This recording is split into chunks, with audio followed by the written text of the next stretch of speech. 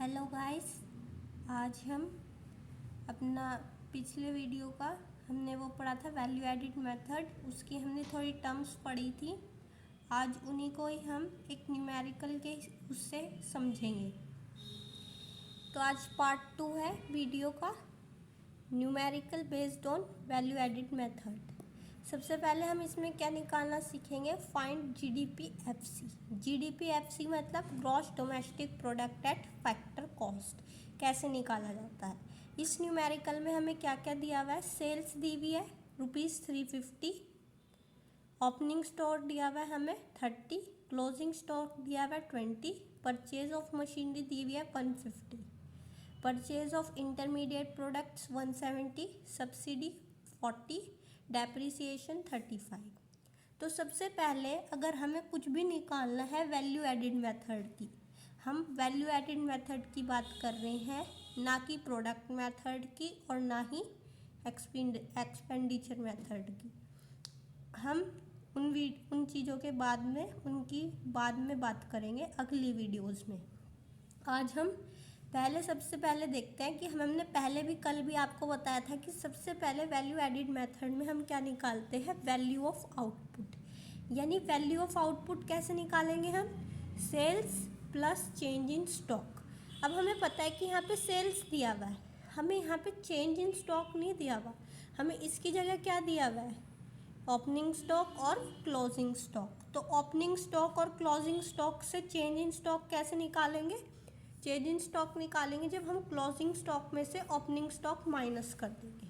Suppose अगर मैं 20 में से 30 माइनस कर दूँ तो क्या आ जाएगा मेरे पास, -10 करोड़। यानी चेंज इन स्टॉक क्या आ जाएगा, ये मेरा क्लोजिंग स्टॉक है और ये मेरा ओ है यानी ओपनिंग स्टॉक है, ये मेरा CS है और ये ओपनिंग स्टॉक है।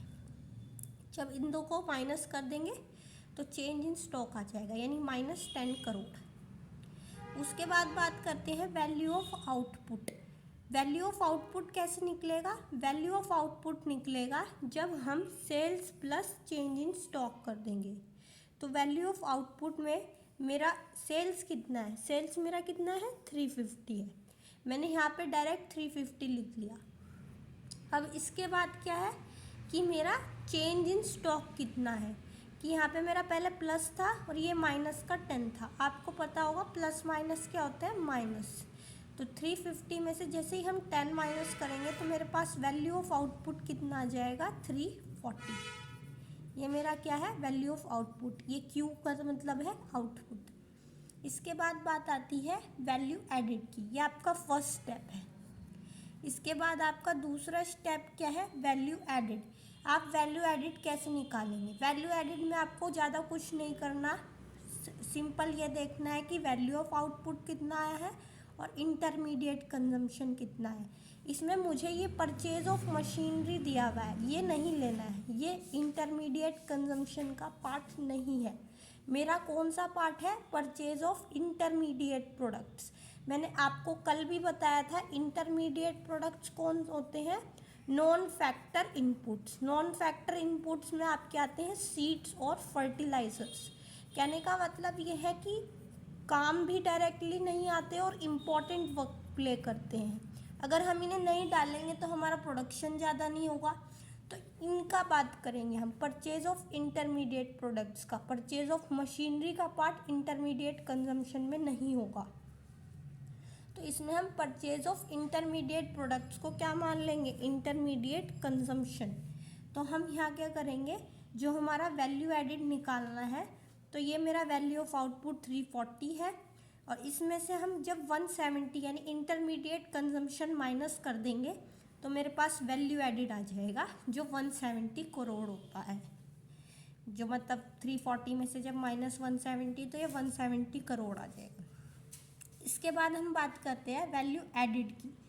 वैल्यू एडिड जो होता है वो GDP-MP के बराबर होता है इन टर्म्स ऑफ एग्रीगेट्स। मैंने आपको सारे एग्रीगेट पढ़ाए थे, GDP-FC, NNP-FC, NDP-FC और GNP-MP, GNP-FC, ये सब पढ़ाए हैं।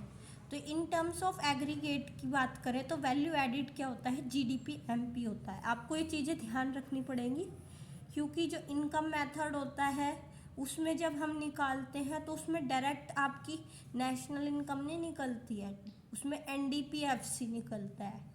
ऐसे ही अलग अलग मेथड में अलग अलग चीज़ें निकलती हैं। पर अगर मैं वैल्यू एडिड की बात करूँ तो वैल्यू एडिड में क्या होता है, जीडीपी एमपी होता है। यानी वैल्यू एडिड किसके बराबर होता है, जीडीपी एमपी के। ये बहुत चीज़ें ध्यान देने वाली हैं। अब हमें यहाँ पे क्वेश्चन में क्या था कि जीडीपी एफसी निकालना है, हमें जीडीपी एमपी नहीं निकालना। तो इसमें हमारा तीसरा स्टेप क्या होगा, ये तो हमारा वैल्यू एडिड था तीसरा स्टेप। इसके बाद हमारा फोर्थ स्टेप क्या होगा, एनआईटी निकालना। क्योंकि हमें पता है कि जब जीडीपी एफसी निकालना है यानी एमपी से एफसी में जाना है तो हमें क्या करना पड़ेगा, माइनस एनआईटी यानी नेट इनडायरेक्ट टैक्सेस, यानी नेट इनडायरेक्ट टैक्सेस को उसमें से माइनस करना पड़ेगा। जब हम उसमें से माइनस करेंगे तो हमारा जीडीपी एफसी आ जाएगा। पर उससे पहले ये बात ये है कि एनआईटी कैसे निकाला जाए। तो एनआईटी कैसे निकालेंगे हम, आईटी यानी इनडायरेक्ट टैक्सेस माइनस सब्सिडी, जितने भी टैक्सेस गवर्नमेंट ने आपकी चीज़ पे लगाए हैं और माइनस सब्सिडी, तो उससे नेट इनडायरेक्ट टैक्सेस आ जाएंगे। पर एक चीज़ बात यहाँ पे बहुत ध्यान देने वाली है कि यहाँ पे हमें ऊपर आईटी ही नहीं दिया, तो हम कैसे करेंगे। जब हमें आईटी नहीं दिया होता तो हम उस टाइम पे उसे जीरो मान लेते हैं।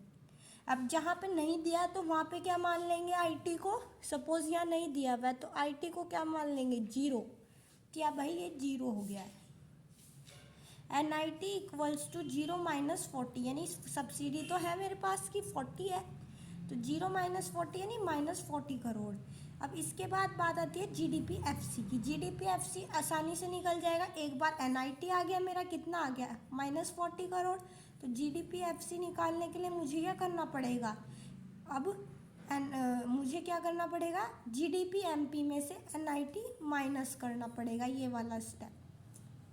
तो जब हम इसे माइनस माइनस आपको पता है प्लस हो जाता है, तो 170 प्लस 40 कितना आ जाएगा, 210 करोड़। ये आपके फोर्थ स्टेप में ये क्वेश्चन हुआ है। कितना छोटा सा क्वेश्चन है, अगर आप इन्हें 4 के 4 स्टेप्स में करके आओगे तो आपको तब मे बी 5 या फिर जितने भी 3 मार्क्स का ये क्वेश्चन आएगा, जब आपको फुल मार्क्स मिलेंगे।